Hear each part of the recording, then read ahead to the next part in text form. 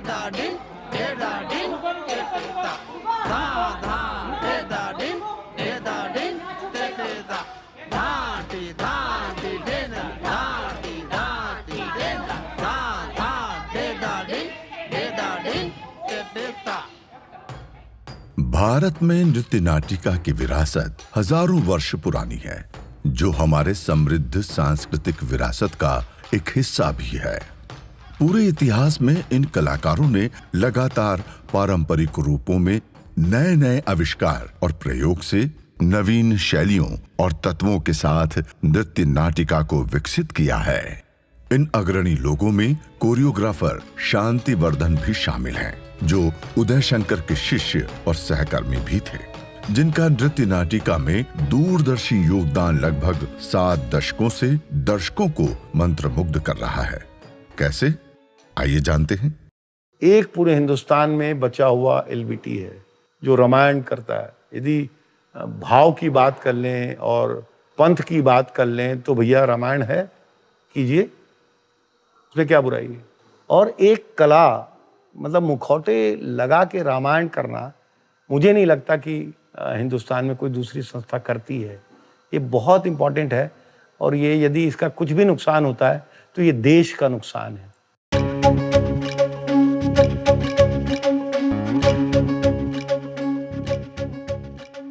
एक किताब है जो मैं आपको देना चाहती हूँ, रिदम इनकारनेट नाम है, और ये है लिटिल बैले ट्रूप के ऊपर। ये जो बैले ट्रूप है लगभग 72 सालों से रामायण के शोज़ कर रहा है और भी इनके शोज़ है और लगातार वो कर रहे हैं काम।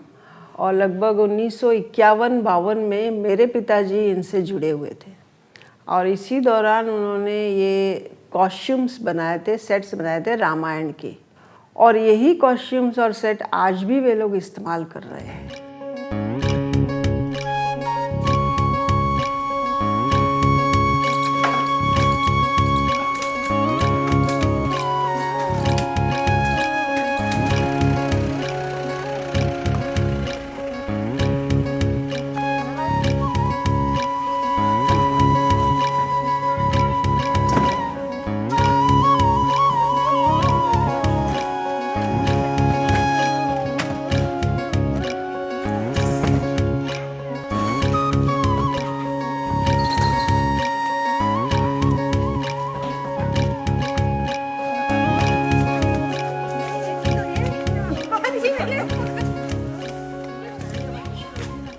मैं एक्चुअली शांति वर्धन की छोटी बहन हूँ। हम 2 बहन थे, छोक्कू और बक्कू, ट्विंस, और मेरा भाई रानूदा।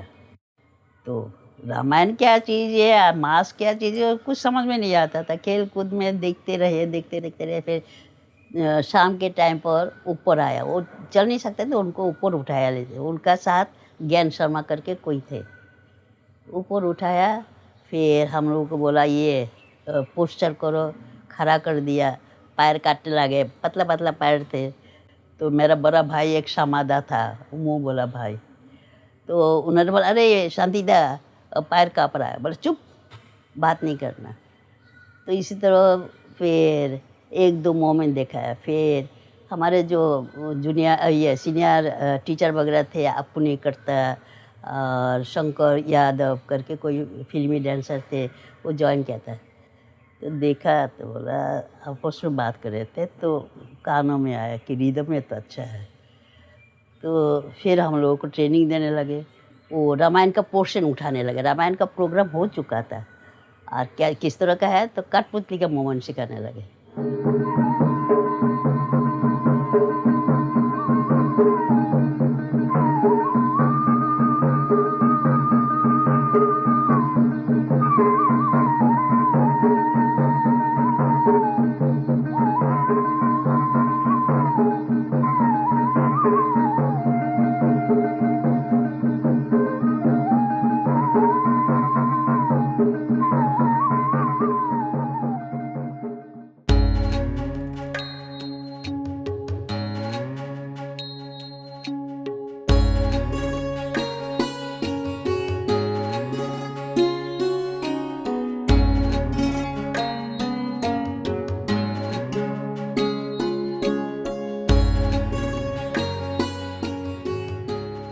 ये फ़ोटो जो हमारे पेरेंट्स की उस टाइम की रही होंगी जब वो लिटिल बैले ट्रुप में थे, हसन प्रेमानी और प्रमिला प्रेमानी।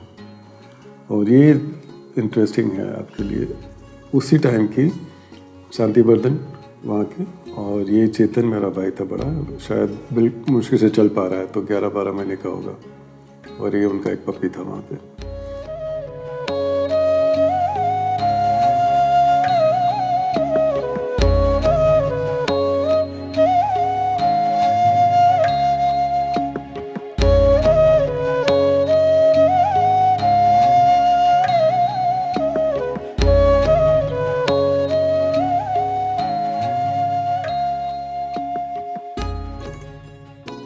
हम लोग उनको देख के डरते थे, इतना ज़्यादा पर्सनालिटी था, वो कहीं डांट ना पड़े और परफेक्ट करने के लिए कोशिश करते थे। ये हुआ हमारा जब हम लोगों ने चेंबूर से परेरा हिल में आए हैं, खुसरूलज में। तो वहाँ का बंगलो था, वहाँ तो हॉल था, वहाँ का बंगलो था। उस वक्त उन्होंने थोड़ा सा वही बरामदे में बैठते थे, सुबह 5 बजे घंटी बजा देता था, हम लोग आंखें मलते मलते मलते वहाँ पर आते थे, एक्सरसाइज कराते थे, इंक्लूडिंग म्यूजिशियन को भी हंसते थे, बहादुर हुसैन खां थे, रानू दा थे, सबको म्यूजिक डांसर सबको आते थे, एक्सरसाइज कराते थे। वो कभी हंसमुख थे, कभी डांट डपट नहीं करते थे।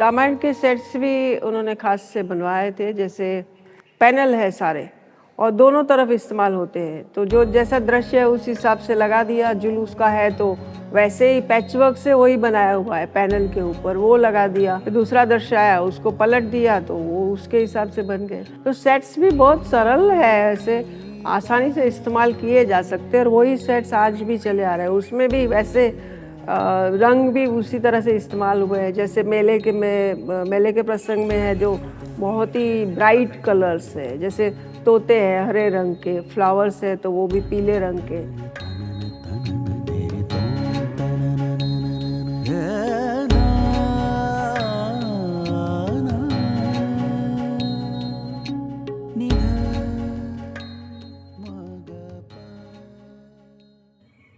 पहला तो एक्सरसाइज कराते थे 1 घंटा, इसके बाद घंटी बजता था, चाय पीते थे, चाय पीने के लिए फिर आने के बाद फिर कंपोजिशन क्लास होता था, कंपोज करते थे हॉल में। जो ऐसा होता था, फिर 3-4 आइटम थे छोटा छोटा। रामायण का तो 45 मिनट्स का बैले था। एक तो रुमाल डांस गुजरात का, हैदराबाद का लंबाडी डांस और ये मणिपुर का कृष्णा डांस, और 4 डांस जो है 10 मिनट 10 मिनट 10 मिनट ऐसा करके पहला प्रोग्राम होता था।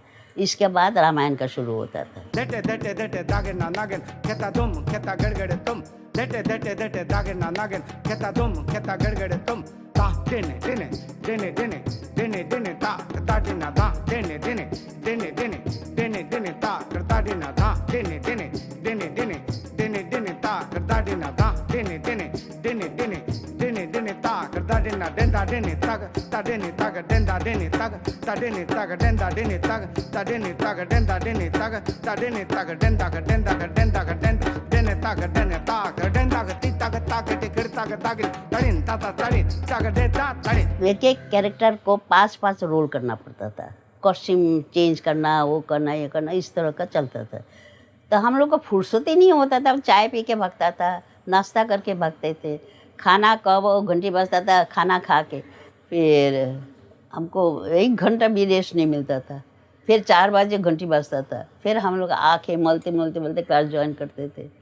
तो एक बार अली अकबर दा आए, अली अकबर तो उनका आना जाना, बलराज साहनी अली अकबर उनका शांतिदा का दोस्त आते थे।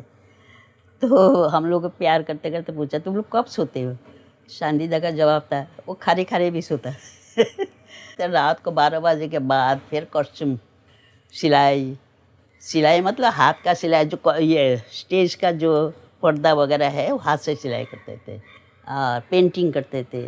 वो अपुदा करता जो है वो पेंटिंग का डिपार्टमेंट में था। आ जाओ आ जाओ आ जाओ। तो कब सोते थे कब जगते थे हम लोगों को भी याद नहीं है। तो नहा के 2 सेट का कपड़ा था वो धोते थे, दूसरा दिन वो पहनते थे। 24 घंटे इसी में भूल ही जाते थे खाना क्या है, नींद क्या है, कुछ नहीं। बस इसी तरह हमारा जीवन चला।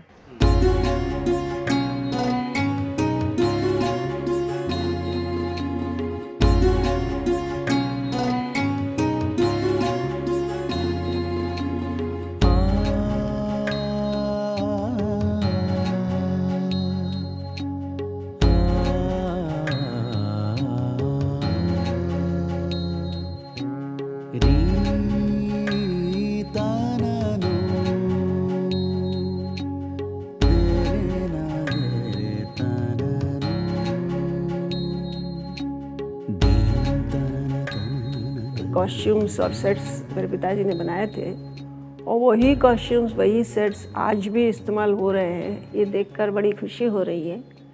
हालांकि समय रहते कुछ उसमें कहना चाहिए घिस तो गए हैं, लेकिन फिर भी ये एक बड़ी खूबी की बात है कि इतने सालों के बाद भी वो कॉस्ट्यूम्स इस्तेमाल किए जाने की स्थिति में है।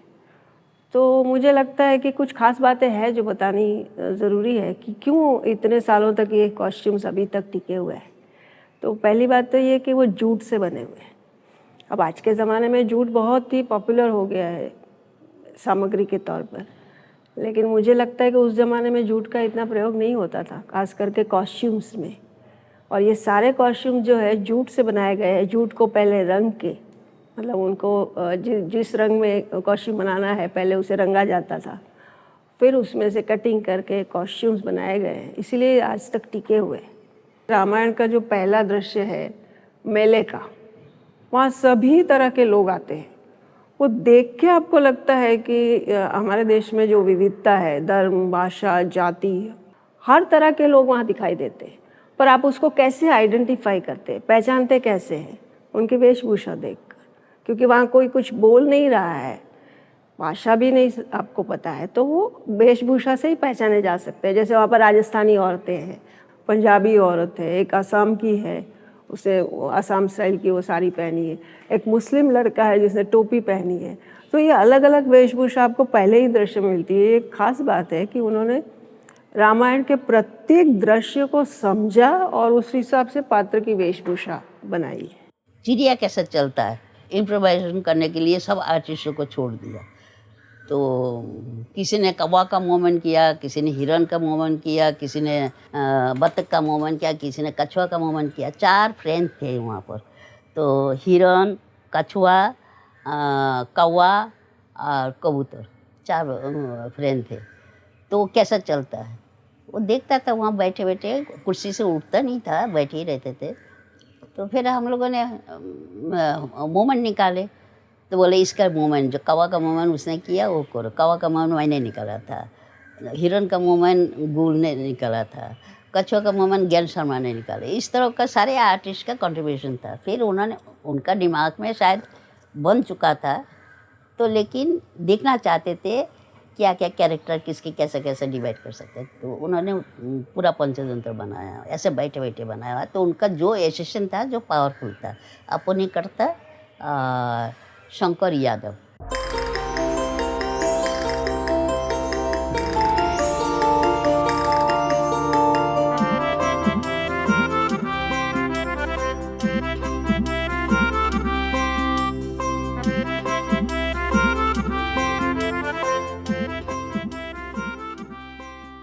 A lot of the people who were there in a little ballet troupe were people जो फॉर्मली वह शांतिदा के साथ थे। शांतिदा के साथ इतनी बड़ी टीम थी एक टाइम पे। रविशंकर थे, अवानी दास गुप्ता थे, अपुनी कर्ता वहाँ के थे, गुलदी थे सेंट्रल स्क्वाड में। वो कितने दीना गांधी से लेके शांता गांधी, बहुत सारे लोग इकट्ठा हुए थे। बहुत उनमें से कुछ लोग यहाँ पे लिटिल बैले ट्रूप पे आए। ये करते करते पहला जो प्रोडक्शन, लैंडमार्क जो प्रोडक्शन हुआ, पपेट रामायण।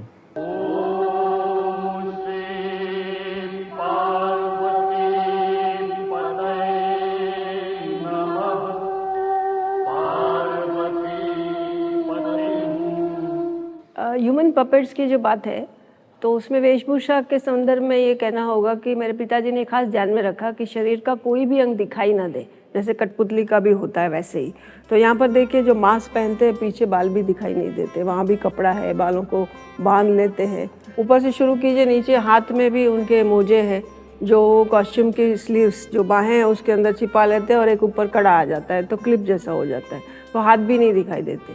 और फिर वही कॉस्ट्यूम्स यहाँ पैर तक होते हैं, पैर के नीचे वाला जो हमारा पैर है वहाँ भी वो कपड़ा एक्सटेंडेड है, तो वो उंगलियाँ पैर की वो भी सब छिप जाती है। मतलब शरीर का कोई भी अंग दिखता नहीं, कहने का मतलब ये है जैसे कठपुतली की तरह ही बिल्कुल दिखता है। और एक्शंस तो शांतिदा ने दिए ही हुए थे।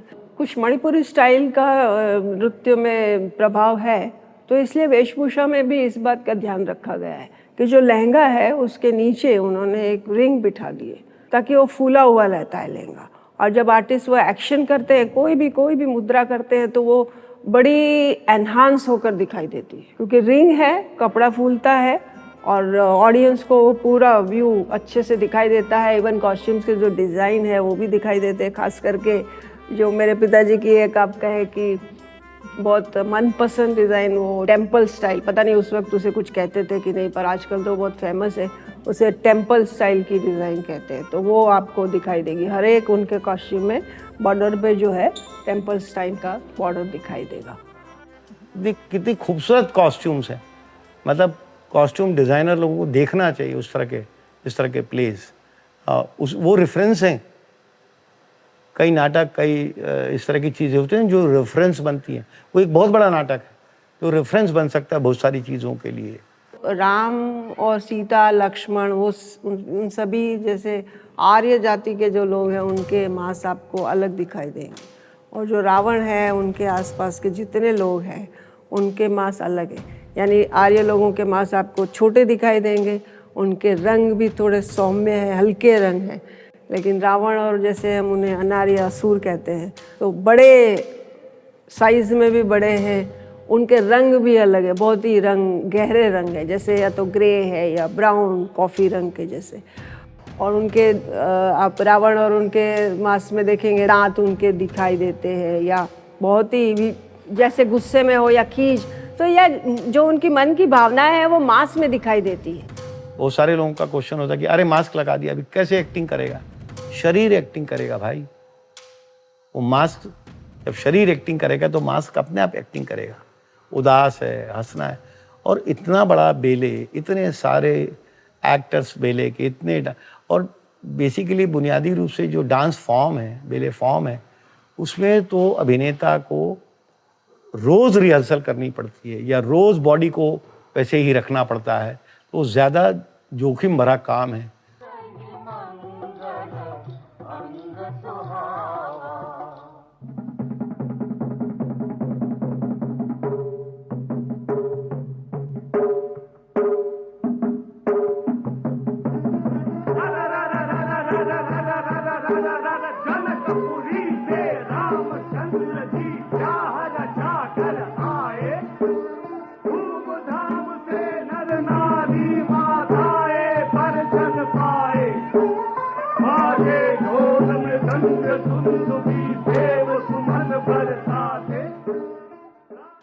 एक तो मुझे लगता है मेरी जितनी जानकारी है कि बैले ट्रूप है नहीं,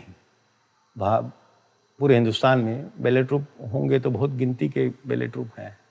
उसमें से लिटिल बैले ट्रूप का बड़ा नाम था, बड़ा नाम है भी, चाहे भी सिचुएशन अलग हो, पर बड़ा नाम था और बड़े उसका कंट्रीब्यूशन बहुत बड़ा है पूरे हिंदुस्तान के बैले में। और ख़ास तौर से गुलदी को जहाँ तक मैं जानता हूँ वो अंत तक नाचती रही, इतनी दुबली पतली, एक सिगरेट पीने वाली, एक डिब्बी रखने वाली, अपना एस्ट्रे लेके चलने वाली, अनुशासन, इसलिए कहते हैं कि कलाएं अनुशासन सिखाती भी है और कलाएं अनुशासन होने की वजह से अच्छी भी होती हैं। ये गुल दीदी उसका बहुत बड़ा उदाहरण थी, क्योंकि मैं जब देखता था हम कुछ काम करते थे तो वो छोटा नारियल की रस्सी छोटी सी बच गई या तार बच गया या कीला बच गया, वो उठाती थी और वो कहती थी कि ठीक है अभी काम नहीं आ रहा है ना, हो सकता है कभी काम आए, कभी हमारे पास कुछ ना हो तुरंत, तो तुरंत ही हमारे काम आता है। इस तरह की चीज़ें। और गुल दीदी के लिए मुझे लगता है कि लिटिल बेले ट्रुप आप उनको उनकी ज़िंदगी से कभी अलग नहीं कर पाए, क्योंकि गुल दीदी ने अपना पूरा जीवन और प्रभात दा ने बाद का पूरा जीवन लिटिल बेले ट्रुप को दिया है, और इसी से वो पला भी बड़ा भी।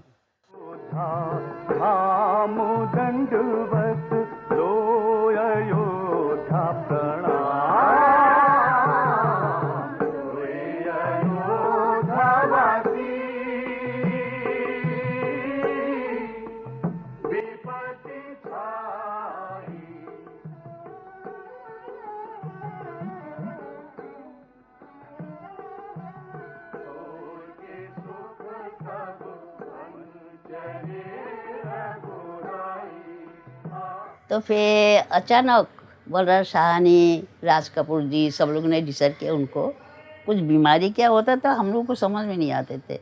फिर हॉस्पिटल ले जाने वाले थे। जो भी वो जब बहुत बीमार हो गए तो उनका ये था कि भी अगर वो बेड पे भी है तो उनका सारा काम बेड पे ही होने लगा था। तो वो पापा को ही प्रेफर करते थे कि यही ज्ञान ही मेरे साथ रहेगा। तो फिर उन्होंने उनकी बहुत सेवा करी। पापा LBT में काफ़ी साल रहे वहाँ पे भी। फिर लास्ट जो टाइम था वो शांतिदा का पापा की गोदी में ही उन्होंने आखिरी सांस ली थी। जिस दिन हॉस्पिटल ले जाने वाले थे उसी दिन उनका देहांत हो गया। एक बार किचन में जाते जाते किचन में जाते जाते आंगन में जाते जाते मैंने खिड़की से झाँका तो ज्ञान जी जो है उनका 24 घंटे उनका सेवा करते थे। तो सीट दबाते अचानक मेरे तरफ इतना मायूसी से देखा, मुझे समझ में नहीं आया। 5 मिनट के बाद ज्ञान का चिल्लाना आया, गुल करके। गुल भाभी किचन में, बड़ा आंगन था, दूर था, चिल्लाया। तो उस पर शांतिदा का हालत बुरा था। उसी दिन शांतिदा का देहांत हो गया।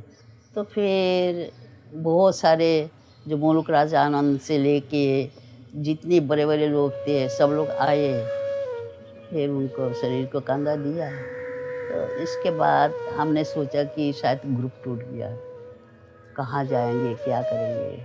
फिर गुल भाभी ने मीटिंग हुआ, आए सब। जब मीटिंग हुआ तो बोला हम कैरी ऑन करेंगे। तो उन्होंने पूरा भार ले लिया अपनी यारी ऐसा 8.5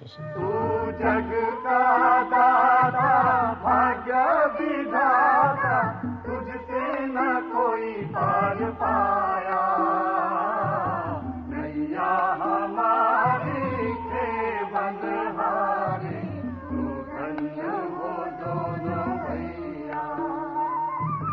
बन को चले श्री राम लखन संग सीता मैया, चल दिए बन को चले श्री राम।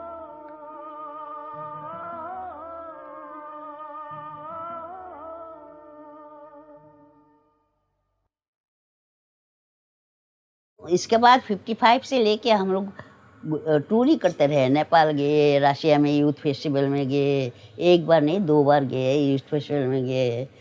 तो लेकिन अफसोस ये है कि शांतिदा ने देखा नहीं। इसके बाद कंटिन्यू चलते रहे 63 तक, 6 महीना तक हम लोग दुनिया घूमते रहे, रामायण और पंचतंत्र। बाद में तो हंग्रिस्टन बना, प्रभात दा 59 में आए, प्रभात गांगुली 59 में। बोला कि फिर गुल भाभी को लगा कि कोई गार्जियन होना चाहिए। तो Prabhat da ji as a Uday Shankar party में थे। तो बोला कि शांतिदा के एक दोस्त थे, उनको बोला एज ए गार्जियन के हिसाब से बुलाया था। बाद में तो डायरेक्टर बन गए थे। अपने करता मेघदूत भी बनाया, एक बेले मेघदूत बनाया। इसके बाद जब प्रभात दा आए, धीरे धीरे संभालते संभालते तो उन्हें हम दोनों को देख के उनको प्रेरणा मिला, हंग्रिस्टन बनाया।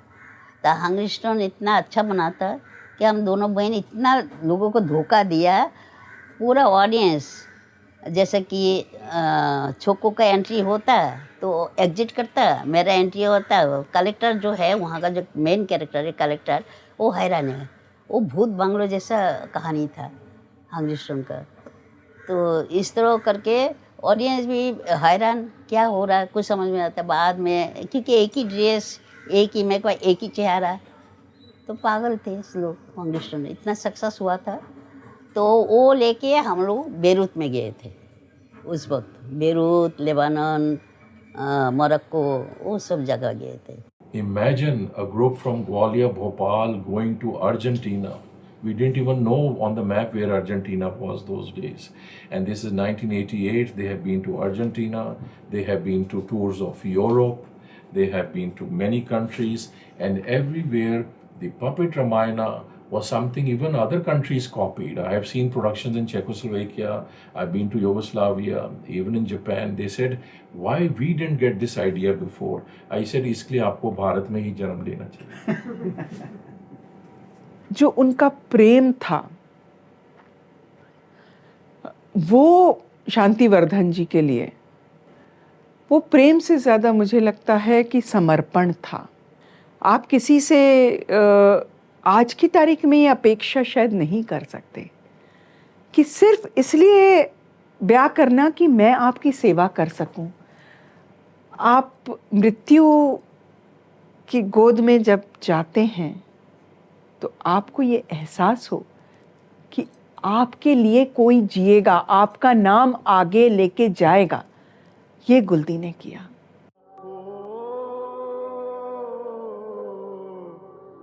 छल करके सीता चुरा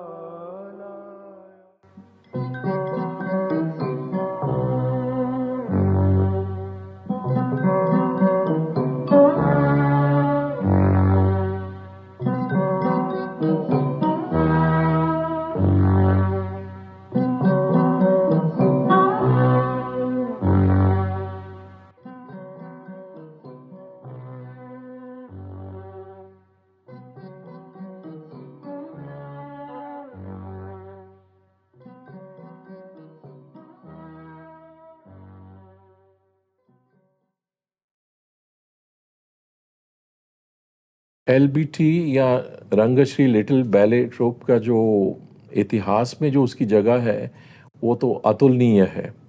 वो कभी मिट नहीं सकती और मिटाई नहीं जा सकती. संघर्ष रहे, बदलाव रहे, लेकिन उनकी जो इतिहास में जगह है स्पेशली नृत्य नाटिका शैली में वो बहुत ही ठोस है.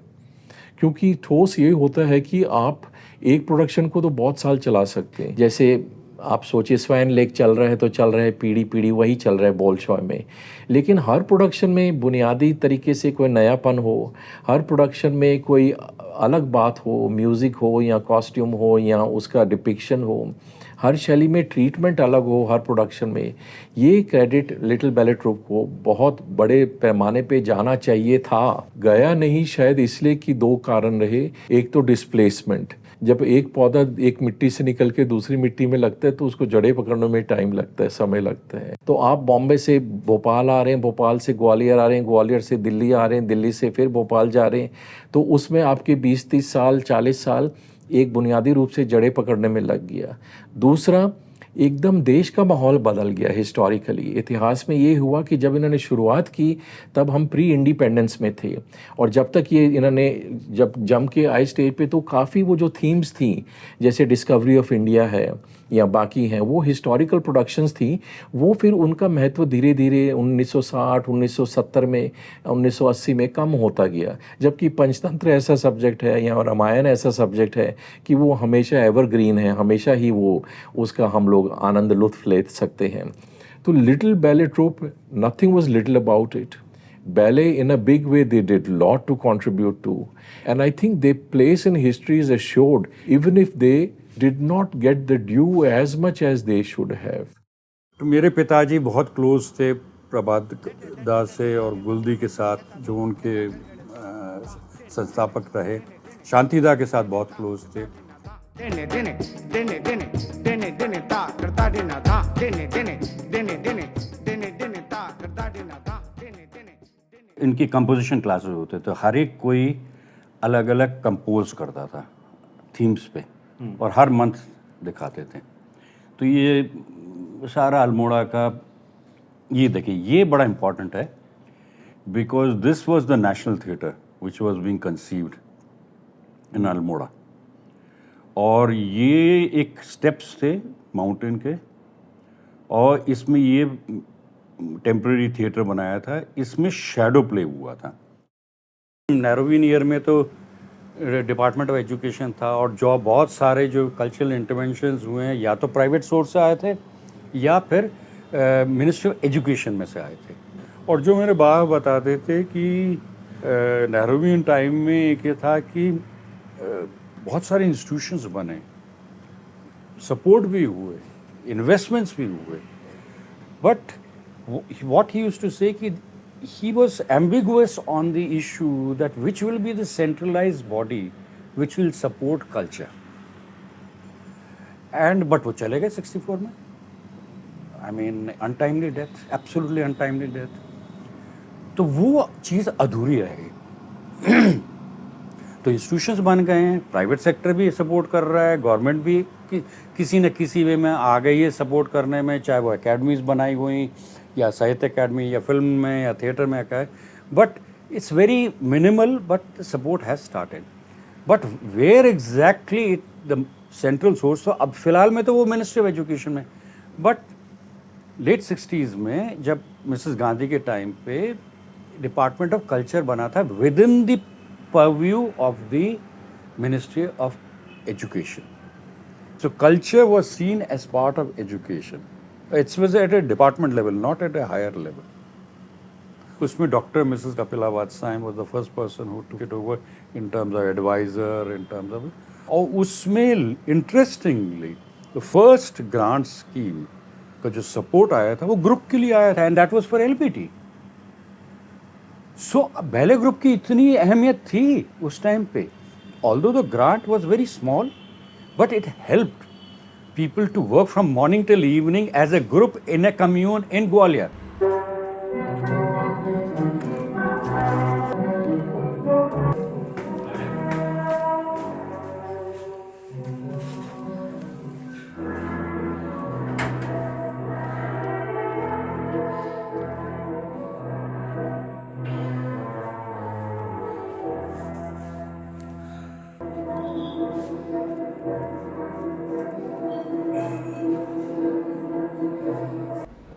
'64 के करीब में at some point of time Bombay से एलबीटी ग्वालियर के तरफ रुख करता है। बहुत सारे लोग वहाँ पे उस समय काफ़ी सरप्राइज थे, क्योंकि बम्बई में ठीक ठाक बहुत अच्छा इंटरेस्टिंग एक अच्छा सा लेगेसी सा बन गया था लिटिल बैले ट्रूप का। The committee themselves were very confused कि जा क्यों रहे हैं, बलराज साहनी ये वो पूछ रहे थे। तो फिर कहीं पे अब गुलदी ही चला रही थी, तो गुलदी प्रभातदार ने बोला कि बहुत सारे लोग फिल्म इंडस्ट्री जा रहे हैं, ये जा रहे हैं। अच्छा, दूसरी बात है कि दिल्ली आना जाना बहुत होना शुरू हो गया था, तो बहुत कल्चरल डेलीगेशन, बहुत ये वो, तो फिर वो just the logistics of musical instruments इतने हैं, कॉस्ट्यूम्स इतने हैं, सेटिंग इतने हैं, एक पूरा बोगी ही जाता था। तो शायद एक बोला कि दिल्ली के आसपास या Gwalior was much closer over there. बड़ा बार बार ग्रुप बिखरता था, बार बार उसको तैयार करना पड़ता था। तो एक बार जवाहरलाल जी गए वहाँ, तो गुलदी उनसे मिली, उनसे कहा कि पंडित जी मुझे जगह बदलनी है, मैं मुंबई में नहीं रहना चाहती। तो उन्होंने कहा कि मुंबई तो अच्छी जगह, क्यों नहीं रहना चाहती? तो उन्होंने समस्या बताई। उनका अच्छा कहाँ जाना चाहती हो? तो गवर्नर के कमरे में एक हिंदुस्तान का नक्शा टंगा हुआ था। उन्होंने उस नक्शे को देखा, उनकी नज़र ग्वालियर पर पड़ी। उन्होंने कहा कि ग्वालियर मैं आना चाहती हूँ। तो बोले ग्वालियर क्यों? अरे बोले ग्वालियर तानसेन की नगरी है, तानसेन जैसा महान गायक वहाँ हुआ है, इतनी अच्छी सांस्कृतिक परंपरा है, ग्वालियर घराना है, तमाम सारी चीज़ें हैं, तो वो तो सांस्कृतिक पृष्ठभूमि हमें बहुत अच्छी मिलेगी। तो इस नाते वो तानसेन के नाम से, कहना चाहिए तानसेन की नाव पर सवार होकर के ग्वालियर लैंड कर गई।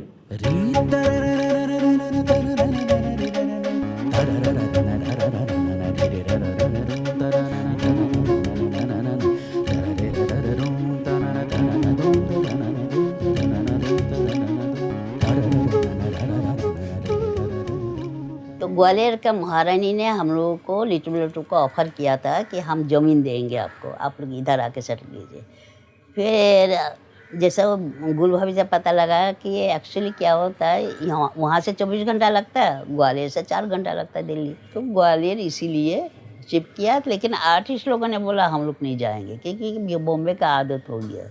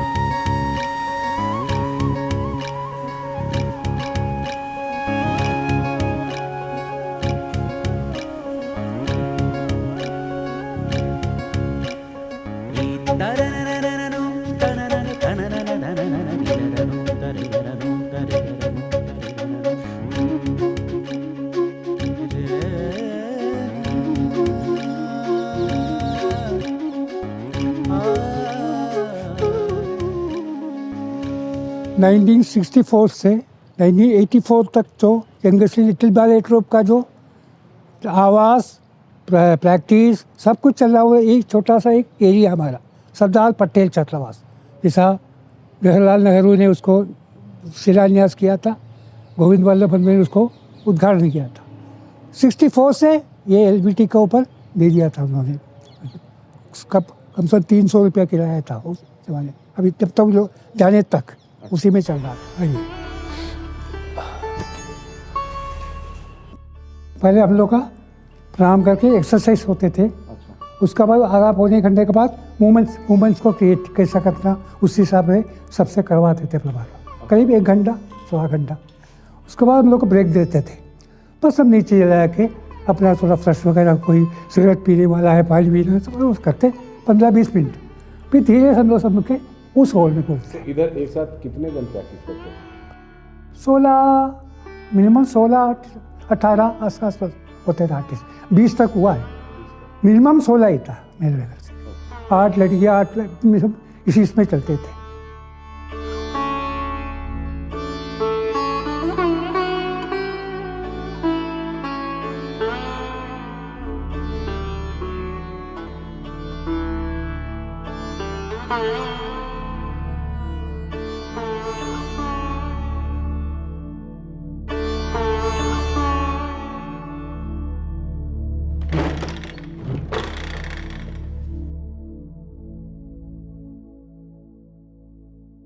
का पीछे यहाँ सितार, वहाँ सरोल पहले थे, वीणा बजाते थे, सरोल बजाते थे हेमनदास गुप्ता। अच्छा। तो शांतिदा का सब दोस्त थे। वो थे यहाँ रानूवर्धन, उसका नहीं, यहाँ रानूवर्धन, यहाँ म्यूजिक वाला श्याम भट्टाचार्य, बंडू भट्टाचार्य यहाँ बैठ के उसका हारमोनियम, वहाँ सितार, ये तबला, जैसा एक तबला भी था, एक एक्स्ट्रा तबला था। वहाँ सारंगी, हस एक मंगल बहार एक था, एक वो कुर्सी में बैठ के वहाँ थे सारंगी, बाकी जो कुछ यही है। मतलब 15-16 इंस्ट्रूमेंट। हाँ इंस्ट्रूमेंट था। हाँ सब 6-7 आदमी थे चलाते, वो सब 1-2-3 चलाते थे ना, अलग अलग ये बजाते थे। तो ये इतना ही है, ये हमारा रिहर्सल बाकी पहले के लिए था, प्रैक्टिस के लिए। यहाँ से बैठते थे। अभी वहाँ सब बैठा होगा, जिसका किस सीन होगा वो आ गया अपना अपना जगह में लेगा। तो इतना जगह नहीं था तो प्रैक्टिस करके चले जाते, फिर प्रैक्टिस कर जाती है। ऐसा 1 बजे तक कंटिन्यू, शाम को भी, उसके बाद 2 बजे के बाद भी। अच्छा। यही है। तो 11 बजे से लेके 1 बजे तक। हाँ। फिर 1 घंटा खाने के लिए, खाने के बाद थोड़ा सो जाते। बोला ना 2 बजे अगर गर्मी का टाइम है तो स्विच ऑफ करके घंटी बजाते थे, फिर सब उठ के आ जाते। 2, सवा 2 बजे तक, 5 बजे तक यहाँ था। अब कहाँ जा रहे हैं? यहाँ सब ये ग्राउंड का, ये पूरा ग्राउंड खुला हुआ एरिया था ना, कोई पेड़ नहीं था। हमारा जो रिहर्सल रहा, प्रोग्राम भी यहाँ हम लोग कर चुका है, यहाँ पहले का राइज में पूरा रिहर्सल भी जूता पहन के यहाँ कर चुका है। पूरा खुला एरिया था।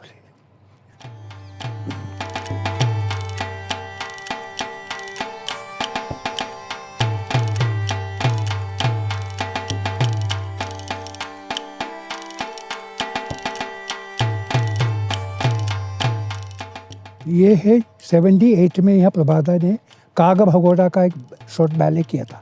उनका ये है काग भगोड़ा, उसमें जो बर्ड्स था, ये सब, ये बर्ड्स का, बर्ड्स सुबह सोने का ये था, देखो उठ जागना, फिर ये सब सीन का था, एक उसका फोटोज था। ये सब, ये नीलाभ कौल है, बुक्कुदी का बेटा,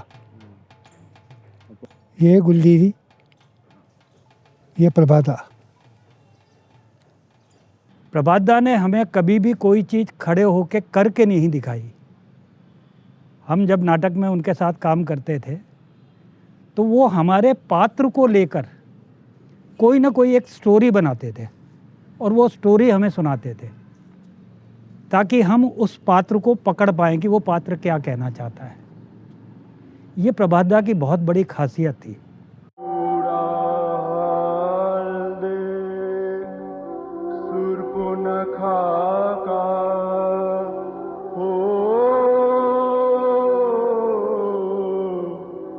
राजा रावण को बड़ा क्रोध आया।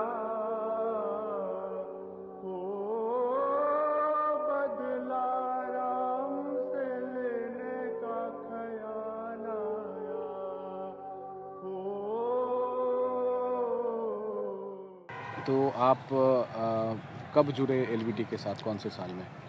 एलबीटी के साथ तो इस कैंपस के साथ जुड़ा हूँ 1968 से, जो प्रभादा गुल दीदी मणिपुर गए थे और मेरे मदर के साथ सिस्टर, मैं और दीदी जो सूर्यमुखी थी, अभी भी जीवित है, वो उनके साथ हम चारों को लेके आए। और आप ग्वालियर के इसी कैंपस में बड़े हुए? इसी कैंपस में बड़े हुए आज तक हूँ।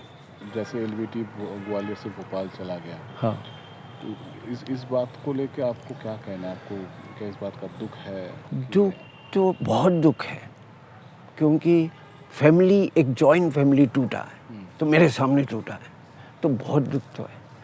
लेकिन उस समय थोड़ा गलत फहमी भी मेरे प्रति हुआ था। दीदी ने, प्रभादा तो कुछ नहीं बोलते थे, दीदी की तरफ से साइड हुआ। क्या मिनिस्ट्री ऑफ कल्चर से कोई टेलीग्राम आया होगा? उस समय तो लाइन फ़ोन नहीं था, तो मैं ऑफिस में था एज ए ऑफिस सुपरिटेंडेंट। तो लंच के समय में तला ऐसा लटका के, तो दासन जो वहाँ भोपाल में गुजर गए, तो वो उन्होंने, उनके हाथ में टेलीग्राम लगा, तो उन्होंने मिनिस्ट्री ऑफ कल्चर से वो हिसाब मांगे होंगे, उन्होंने खुला वो टेलीग्राम पढ़ा, वहीं से कॉन्फ्लिक्ट शुरू हुआ। सिल्वर जुबली मनाने का था 77 में, मेरे ख्याल से 77। उस टाइम क्या एक नाटक का ग्रुप अलग यहाँ से जोड़ दिया था प्रभादा का साथ। तो इनके जो आर्टिस्ट पूरा फैमिली है, उनको उसमें जो फेस्टिवल कैसे करना बोल के इन लोगों से कोई बात नहीं हुआ। नाटक ग्रुप का साथ इन्होंने प्लान किया क्या क्या करना है। ये इधर थोड़ा शुरू हो गया आपस में। ऐसा नहीं हम लोगों ने अभी ऐसा आया बाहर से तो हमको क्यों अवॉइड किया, तो इन्होंने क्या ये एक साल करके हम लोग उस पर पार्टिसिपेट नहीं करेंगे बोल के एक साल काम होता। तो जो जुबली 25 साल का जो फंक्शन कैंसिल हो गया, तब से रिफ्ट शुरू हो गया फैमिली। जो लोग सोचे प्रभादा अपना ये दे रहे, बलवंत फैमिली बात में, तो सोचो वहाँ से इनका आपस में शुरू हो गया। धीरे धीरे हम लोग इकट्ठा करते, बाहर से भी थोड़ा कुछ हुआ, कम्युनिस्ट पार्टी का ये था, कुछ यहाँ था, तो वो थोड़ा इन्फ्लुएंस आते थे। मलयाली दोस्तों कॉमरेड्स थे उस टाइम AG ऑफिस में, वो भी आके हम लोग से बात करो, तो ये मेरी पिल्ले सत्यनारायण पिल्ले हमारा ग्रुप था, वो बातें, तो उन्होंने बोला आप लोग यूनियन बनाना चाहिए, मतलब ऐसा आपको यूनियन बनाओ, फिर अपना हक के लिए बनाओ। फिर कुछ ऑफिशियली मुझे पता चला जो ग्रांट आते हैं बहुत सारा आता है, लेकिन हम लोग को जो होते हैं लिमिटेड देते हैं। तो इसको सब सुनते उस टाइम ऐसा था, सुनने से बिगड़ जाते। वो माहौल बढ़ते गया आपस में, ऑफिस और आर्टिस्टों के साथ बढ़ गया। 82 तक ज़्यादा बढ़ गया। उन्होंने ऑफिस यहाँ से बदल दिया, माधव नगर में ले गया, हम लोग आर्टिस्ट अलग हो गया। क्या होता है, एक ग्रुप में जब आप रहते हैं, लगातार वहीं रहते भी हैं, वहीं खाना बनाते भी हैं, वहीं परफॉर्म भी करते हैं, रिहर्स भी करते हैं, तो ये बर्तन साथ में रहेंगे तो टकराएंगे। ये हबीब साहब के ग्रुप में भी हुआ। जैसे हबीब साहब का ग्रुप अब सिर्फ कहने को ग्रुप रहा, नया थिएटर, ऐसा ना हो कि एलबीटी कहने को एलबीटी रह जाए। ये बीच में एक दौर आया था जब मुझे लगता है कि वो आपस की जो ये झगड़ेबाजी होती है और इसको नीचा दिखाना या उसको कुछ बोलना या किसी ने किसी के बारे में कुछ बोल दिया, ये होता है ग्रुप में। तो ये ऐसा एक दौर मुझे लगता है उसमें आया था ये दौर। पर उस वक्त में वही लोग टिकते हैं जो या तो कला को समर्पित होते हैं या उस व्यक्ति को समर्पित होते हैं जो उसको लीड कर रहा है। तो इसमें गुलदी का और प्रभात दा का बहुत बड़ा रोल है। उन्होंने बहुत संभाल के रखा, बच्चों की तरह रखा है। पर अल्टीमेटली एक समय के बाद, एक उम्र के बाद उनका भी, और यहाँ यंग लोग भी हैं, तो वो जो कई बार जनरेशन गैप की बात होती है, समझ की बात होती है। फिर कई बार मुझे लगता है ये भी होता रहा होगा कि शोज़ नहीं मिलना, क्योंकि शोज़ आपके मिलते रहते हैं ना तो आप उल्लासित रहते हैं, आप एक्टिव रहते हैं। लंबे समय तक शो नहीं मिलता है तो आप रहते तो है साथ में, पर वो जो अंदर की खींच है वो कहीं न कहीं निकल जाती है। तो इसलिए फिर आदमी ऐसे वक्त में कला को बोलता भाड़ में जाए, फिर व्यक्ति के रूप में वो काम करने लगता है। कलाएं फिर बिल्कुल दूर हो जाती हैं व्यक्ति से, वो बड़ा मुश्किल दौर होता है। कहीं पे 83-84 में प्रभात दा, गुलदी with 2 or 3 artists, they head towards Bhopal, and बाकी the artist community, majority of the artist community, पूरा musician group, rest of the artists, ये they selected to stay back in Gwalior because by then they had created roots over there. उनका एक stability था. ग्वालियर भोपाल में भी कहाँ जाएंगे, क्या करेंगे, ये करेंगे, तो वो फिर उन्होंने एक आर्टिस्ट कम्युनिटी बनाया, आर्टिस्ट ये कोऑपरेटिव बनाया कला समूह के नाम से. Local people supported that. LBT यहाँ से जाने के बाद ग्वालियर को तो काफ़ी नुकसान हुआ है. हम लोग को भी मन में था थोड़ा और काम करते एलबीटी का साथ, लेकिन वो कर नहीं पाए. एलबीटी बहुत सारा बैले ट्रूप में दिल्ली में भी काम किया, बाहर लेकर, लेकिन एलबीटी का जो ट्रेनिंग का जो सिस्टम था वो बहुत एक आर्टिस्ट के लिए बहुत ही अच्छा, सब चारों तरफ से जो कुछ चाहिए आर्टिस्ट को चाहिए वो सब मिलते थे यहाँ. वो है इस एलबीटी का अलग अलग वैल्यू था उसमें, वो बहुत अच्छा था. कभी कभी अंदर से दुख भी होता है. प्रभात दा गुलदी को बहुत समझाया कि प्रभात दा ग्वालियर मत छोड़िए. ग्वालियर ने इतना मान सम्मान दिया, यहाँ रह के उन्होंने आखिरी टूर किया था जिसमें वो जर्मन गए, इटली गए. यहाँ उनको रहने के बाद अवार्ड भी मिला. ग्वालियर की जनता बहुत उनसे प्यार करती थी. ये हमारा दुर्भाग्य है कि आज लिटिल बैले ट्रूप यहाँ नहीं है, मगर ये अच्छा भी लगता है कि भोपाल के अंदर लिटिल बैले ट्रूप ने जिस तरीके से अपने आप को स्थापित किया, और मैं अभी जाके देख के भी आया था, वहाँ प्रभात दा से भी मिला था. आज वो कमी खलती है. आज रंगमंच करता ज़रूर हूँ, पर प्रभात दा और गुलदी की कमी खलती है. वो कमी दूर नहीं होती.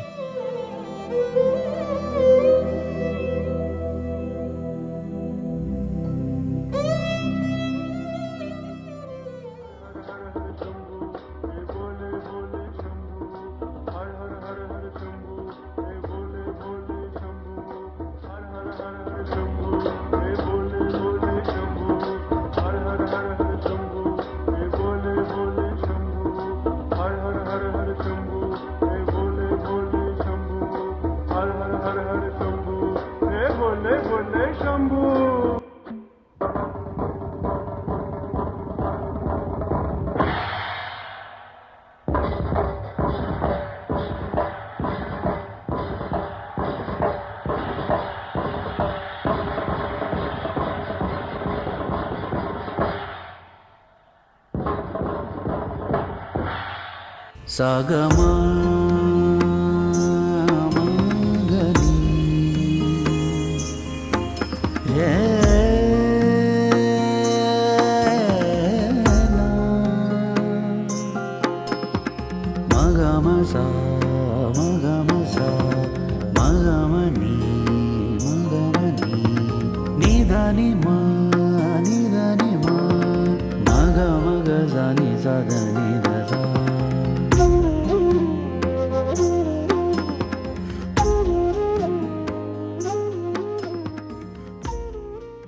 भोपाल में भी आरंभिक दिनों में एलबीटी की कथा शांतिवर्धन, गुलवर्धन और प्रभात गांगुली और उनके सहयोगी कलाकारों की अथक संघर्ष कथा है, जो बिना किसी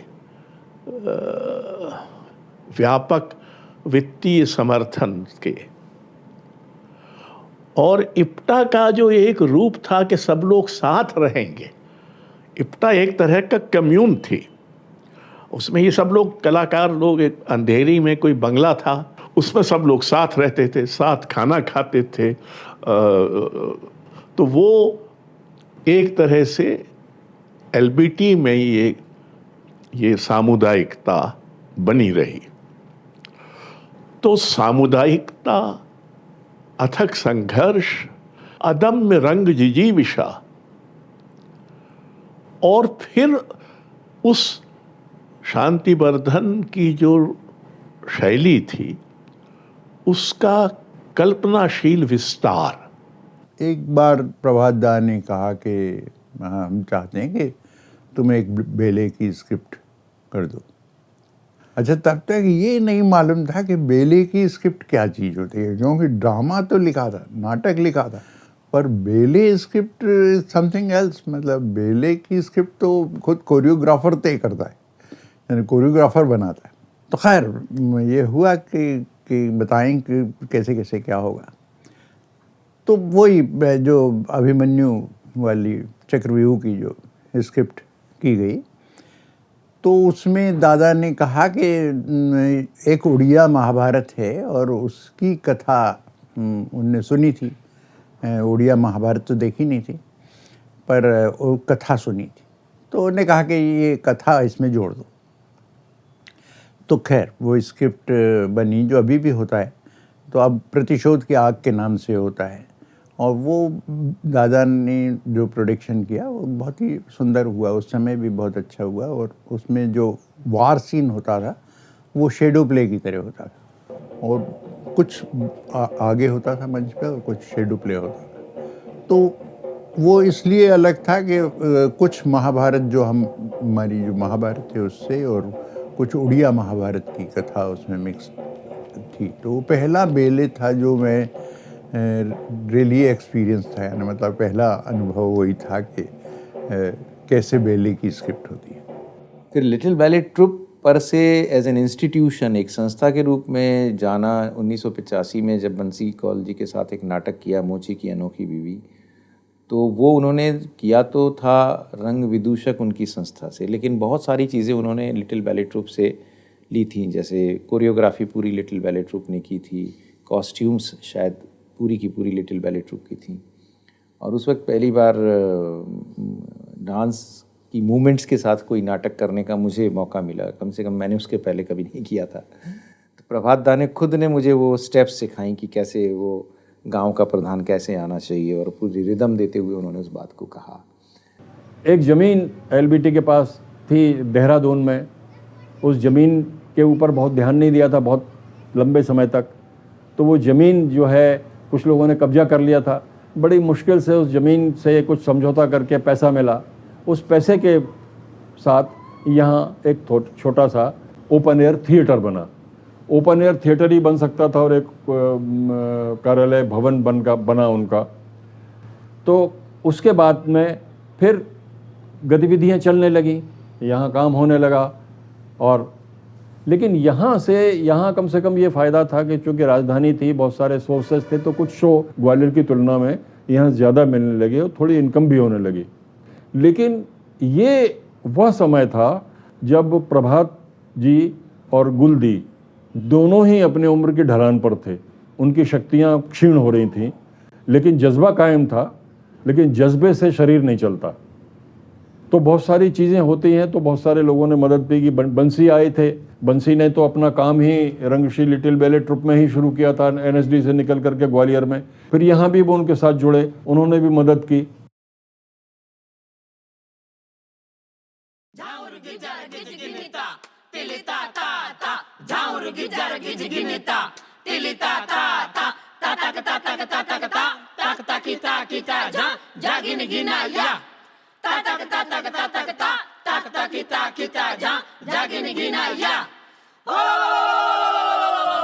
I mean, रंग विदूषक was first called रंगश्री विदूषक, क्योंकि it was a, मतलब वो एक कहते ना कि एक सिस्टर ऑर्गेनाइजेशन का तो मुझे नहीं मालूम, लेकिन वो एक जैसे एक पसली का हिस्सा जो होता है ना, it was a rib that came out from the Rangashri little ballet troupe. और इसीलिए Chhau has a very important place हमारे परफॉर्मेंस इडियम में।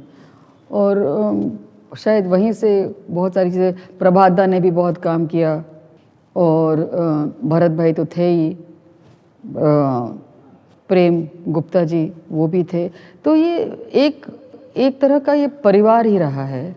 और मैंने भी बहुत सीखा, क्योंकि गिरिश्ता ने सिखाना शुरू किया फॉर्मली। This was again 1993-94। तो उस तरह से एक it was a branch off from Rangashri little ballet troupe, ये ज़रूर है। मयूरभंज से कृष्णचंद्र नायक गुरुजी को बुलाया छाऊ के लिए, और उसके बाद वहाँ छाऊ मतलब जैसे कि पूरा कलाकार को ट्रेनिंग दिया गया, और वो गुरुजी जो ट्रेनिंग दिए, पूरा बेसिक ट्रेनिंग पहले दिया गया। उसके बाद प्रभादा ने बोले एक बैले बनाते हैं, भैरवी बैले बनाते, वो पूरा छाऊ और छाऊ का ही बेसिक और मूवमेंट्स के जरिए से बनाए गए। और वहाँ थे पुरेंद्र धड़ा जो ड्रम में मास्टर है, ढोल बजाने में, ओडिशा ढोल बजाने में मास्टर है, वो रिदम सब सेट किए, और रानूदा उनका ऊपर म्यूजिक कंपोजिशन किए। तो वो एक बहुत ही अच्छा सक्सेस बैले हुआ, और जो कि दिल्ली में उसको बहुत ही अच्छा माना गया। तो इस तरह का एक एक स्टाइल को लाते गए, छाऊ स्टाइल से, और छाऊ प्लस पापेट शैली प्लस जितना भी वर्ड्स है, हिरन है, सभी स्टाइल को मेंटेन किए उन्होंने, इसलिए एलबीटी का बैले अलग है बिल्कुल।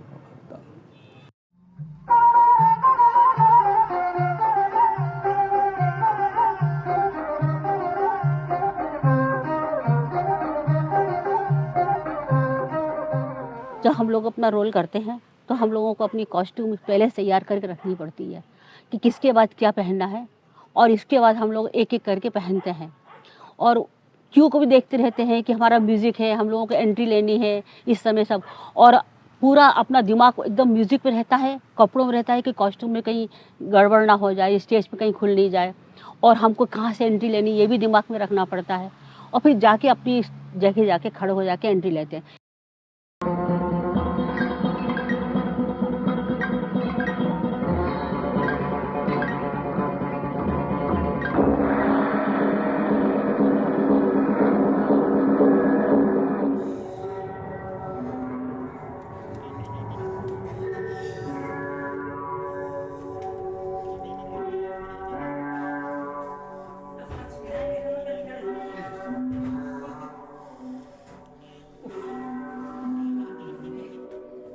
इस तरह से हम लोग है ना 10 रोल करते हैं। 10 रोल में हर मूवमेंट अलग अलग है, हर रोल की मूवमेंट अलग अलग है, तो उसको दिमाग में रखना पड़ता है कि इसके बाद ये है, इसका कोई मिस्टेक नहीं होनी चाहिए। अगर मिस्टेक हो जाएगी तो दूसरों को गड़बड़ हो जाती है। तो हम लोगों को ये सब चीज़ों को दिमाग में रखना पड़ता है, हर बात को देखना पड़ता है कि हमें कितना जाना है, क्या करना है, ताकि दूसरों को डिस्टर्ब नहीं हो। हम अपने स्वयं को इतना वो कर लेते, परफेक्ट कर लेते हैं कि हमसे कोई मिस्टेक ना हो। उंगली रखना है, बताना आपको, बस पकड़ है, बाहर रखना, और नीचे बेटा, ऊपर, छोटी उंगली जहाँ पर देते हैं, हाँ वहाँ पकड़ है, छोड़, टाइट है, थोड़ा सा, हाँ ठीक है। इस तरह से हम लोग ना बहुत ही मतलब हैरान परेशान से हम लोग काम करते रहते हैं, लेकिन अपना रोल छोड़ते नहीं हैं, क्योंकि हमारे गुरु ने ये बोला कुछ भी हो लेकिन अपने कैरेक्टर को छोड़ना नहीं है, उसको आराम से ही करना पड़ेगा। इस तरह से उन्होंने पूरे के पूरे उन्हें समझा दिया। अगर जो पीछे गलती भी हो जाए तो आप उसको माइंड में नहीं रखिएगा, आपको दूसरे के लिए तैयारी करना है। यदि आप उसको माइंड में रखेंगे तो दूसरी तैयारी नहीं कर, लेकिन हमारे दिमाग में म्यूज़िक, काउंटिंग सब कुछ चलता है, इसके अनुसार हम लोग पूरा काम करते हैं। गुलदी का स्ट्रगल तो अपनी जगह था, ऊपर से वो इतनी स्ट्रॉन्ग, स्टबर्न और मतलब अलग ही पर्सनालिटी थी, पर अंदर से बहुत ही सॉफ्ट थी। उनको अपने आप को दिखाना नहीं आता था कि मतलब कैसे किसी को प्यार किया जाता है, पर जो केयरिंग थी वो उनके अंदर बहुत थी। और मुझे दीदी हाथ पकड़, जब बहुत बीमार रहने लगी तो रोने लग जाती थी कि मैं क्या होगा आपका। वो अल्टीमेट लास्ट में वो एक बेले करना चाहती थी। बंसी जी फिर से जुड़ गए थे ग्रुप के साथ, दीदी का ख्याल भी रखते थे। वो जो नौकर था प्रहलाद, उसका वो भी उनका बहुत ध्यान रखता था। शॉर्ट एयरिंग थी, सुन नहीं पाती थी, और दूसरी बात ये थी कि वो मतलब किसी की सुनती भी नहीं थी। मतलब उनको अपना जो करना है वही करना है। मतलब वो सब्जी खरीदने जाएगी अगर मेरे साथ, तो अकेली थी तो वो सब्जी वाले से बोलती थी आधा पाव दे दो। आधा पाव का तो ज़माना नहीं रह गया ना, तो उसको मालूम था हम पावर लेंगे तो वो भी मेरे लिए कम है, क्योंकि वो एक रोटी सूखी और घी और गुड़ से खाने वाली थी। तो वो दुकानदार कहता था दीदी आप ऐसे ले जाओ, तो मैं उसको बोलता था दुकानदार को चुप रहो, दे दो जो कह रही हैं। लड़ती नहीं थी वो, मतलब उसको जो जितना चाहिए, मतलब वो साईं इतना दीजिए जामे कुटुम्ब समाए, मैं भी भूखा ना रहूं साधु ना भूखा जाए, वो था। कोई मेहमान आएगा तो मेहमान नवाजी में भी कमी नहीं।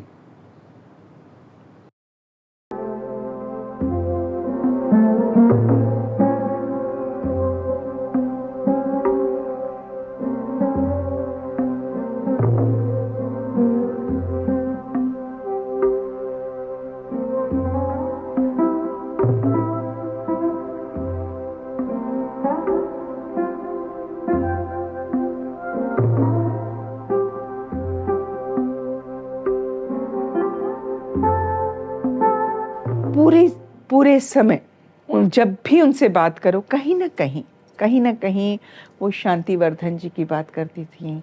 उनके कोरियोग्राफ्ड बैलेज उनके हृदय के बहुत करीब थे। वो उनके साथ रहना चाहती थी, उनको बार बार करना चाहती थी। और गुलदी तो मतलब समझाना बहुत कठिन था, एडमेंट बहुत थी, सुनाई कम देने लगा था, बेताली हो जाती थी कई बार। तो हमारे साथ राधा दीदी थी। राधा दीदी कई बार मुझसे कहती थी मोना दीदी को बोलो, नहीं करेगी, बैठ के देखेगी। तो मैंने एक बार दादा से बोला, दादा दीदी बहुत बार ताल छूट जाता है। मोना ताल छूट जाएगा चलेगा, उसका जान छूट जाएगा अगर वो स्टेज पे नहीं आएगी।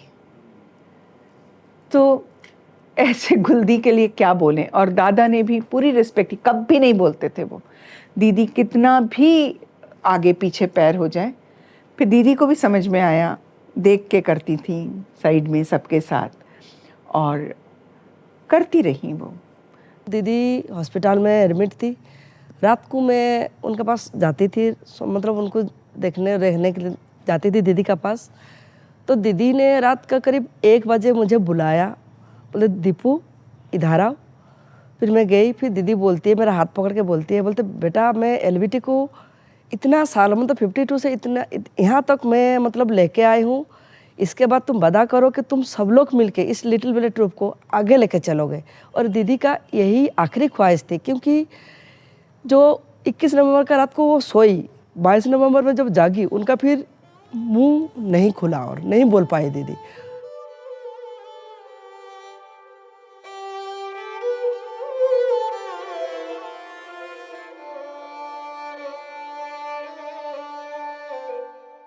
गुलदी चाहती थी इस कैंपस में सारे लोग रहे। वो ग्वालियर का सपना उनका था मन में कि सब लोग रहे, सब लोग यहीं काम करें। तो उनका कहना था जो अगर सब लोग रहेंगे तो हम ज़्यादा काम कर पाएंगे।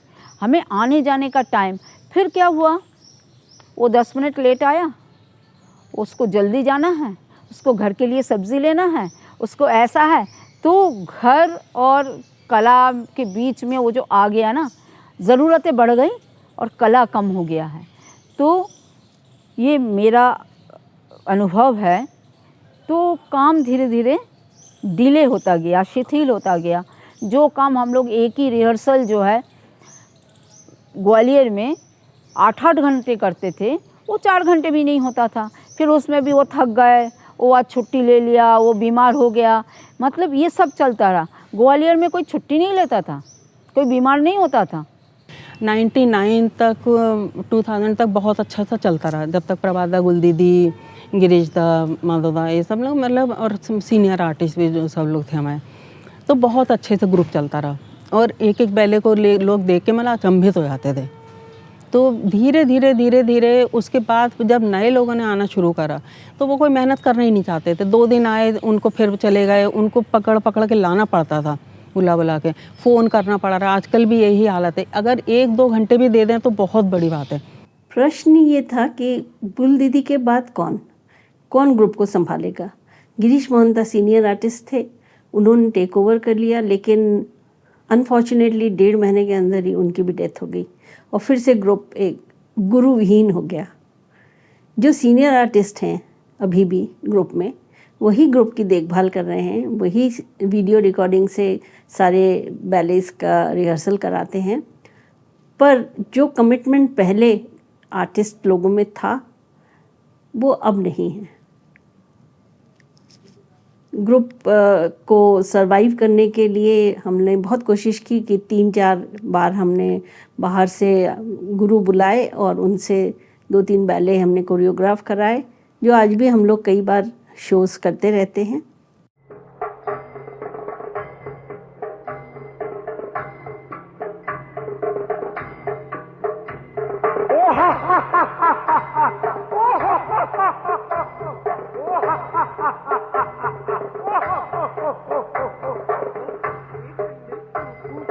कच्चा भाईचारा ओ पक्के गंडे चुप्पू ओ कच्चा भाईचारा ओ दो में ऐश उड़ा ले ओ दो में ऐश उड़ा ले ओ दो में ऐश उड़ा ले।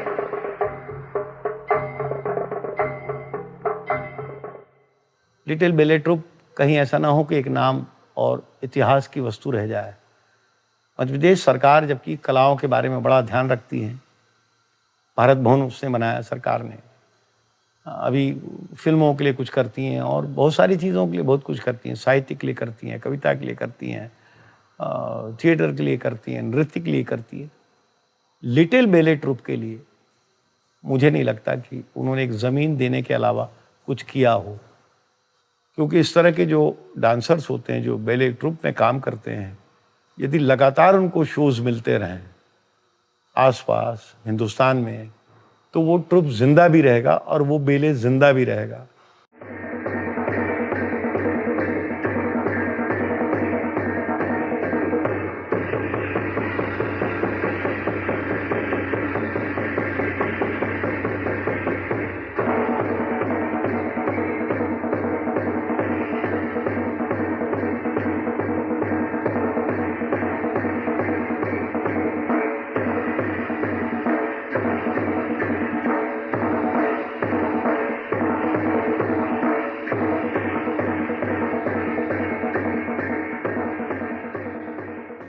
But with every movement or migration that happened in Little Ballet Troupe, कहीं ना कहीं कुछ ना कुछ छूटा जा रहा था।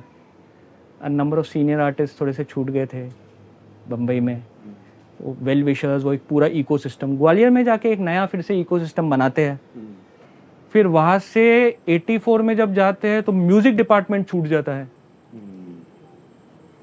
अधिकांश आर्टिस्ट लोग छूटते हैं, फिर वहाँ पे भी एक इकोसिस्टम बनता है, लेकिन अब प्री रिकॉर्डेड म्यूजिक होता है और बहुत, तो ये चलता जाता है। What ever said and done, हम जो डिस्कस कर रहे थे, बहुत कम ऐसे ग्रुप्स होते हैं जो 60-70 साल तक चलते हैं।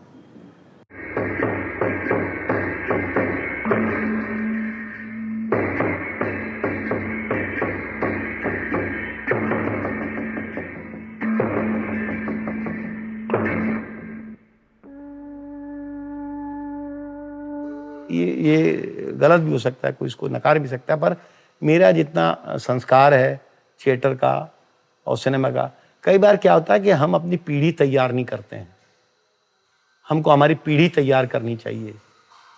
ट्रस्ट ने डिसाइड किया कि ग्रुप को बंद कर दिया जाए, यहाँ पे कुछ रिसोर्स सेंटर खोला जाए और इसके लिए प्रपोजल बना के IGNCA को भेजा गया, लेकिन उसका कोई कंस्ट्रक्टिव रिजल्ट नहीं हुआ। इसके लिए ग्रुप फिर से उसी स्थिति में चलता रहा और अभी भी जो सीनियर आर्टिस्ट हैं वही ग्रुप की देखभाल करते हैं, वही चलाते हैं।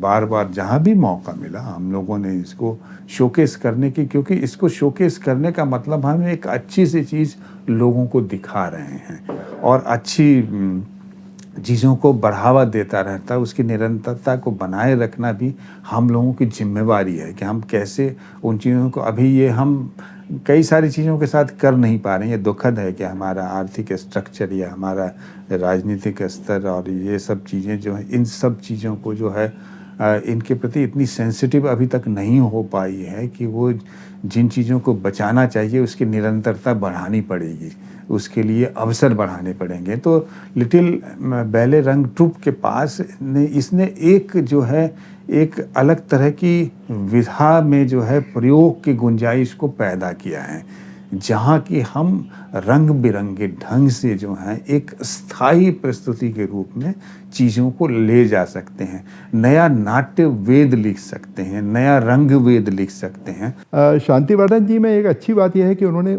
शुरू से अपने बैले में जो वो डिस्कवरी पर हो, स्पिरिट ऑफ इंडिया पर हो, वो ऐसे जितने भी उनके प्रोडक्शन शुरुआती थे उसमें एक भारतीय एकता का संदेश, भारतीय सांस्कृतिक परंपरा का संदेश, ये सारी चीज़ें उन्होंने बना के रखी। तो उस संदेश की भी अब देश को काफ़ी ज़रूरत है और मुझे लगता है कि उसको भी आगे ले जाने के बारे में सोचा जाना चाहिए। उसका स्टोरी और कंटेंट जो है वो थोड़ा थोड़ा बदलेगा। तो both at the level of the content from with in, मतलब उसके अपने फॉर्म का चैलेंज है, उसको मॉडर्नाइज करने की चुनौती है, टेक्नोलॉजी के साथ सामंजस्य बिठाने की चुनौती है, और अंततः इस सारे काम के लिए रिसोर्सेज इकट्ठा करने की चुनौती है। तो बहुत कठिन काम है।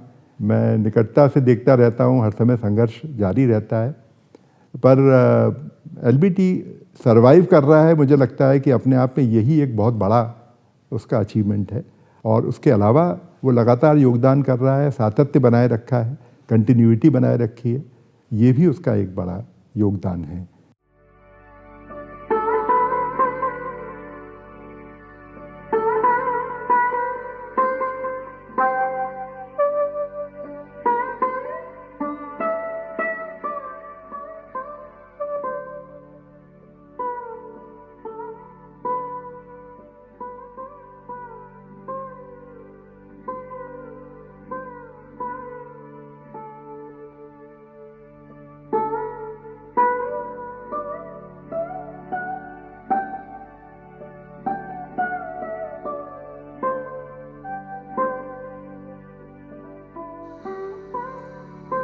एक तो उसमें सबसे पहली जिम्मेदारी भोपाल के लोगों की है, क्योंकि वो वहाँ बेस है, भोपाल के लोगों की है, और भोपाल के उन डांसरों की भी है जो उस फॉर्म में काम करते हैं, बेले जैसे फॉर्म में काम करते हैं। और चूंकि कलाओं की राजधानी रही है एक समय भोपाल, तो सरकार की भी जिम्मेदारी है। सरकार दुनिया भर के स्कॉलरशिप ये सारी चीज़ें बांटते रहती है अननोनली, मतलब उनको मालूम ही नहीं कि वो आदमी काम करता है कि नहीं करता है। आपने पैसे दे दिए उसको और उसने वो काम किया कि नहीं किया, इसकी भी जिम्मेदारी उन्हें पता ही नहीं लगाते। एक संस्था जो इतने सालों से जिसका इतिहास है, उसको मदद करने में क्या प्रॉब्लम है?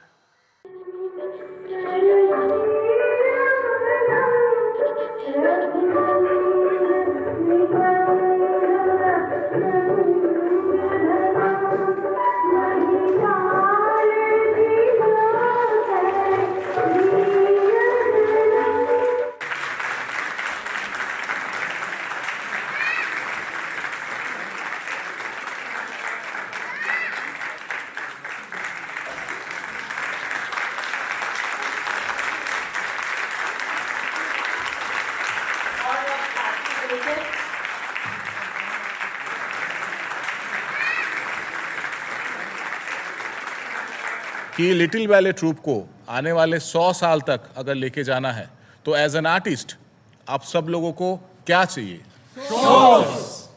शोज चाहिए। एक बार और जोर से बोल सकते हैं?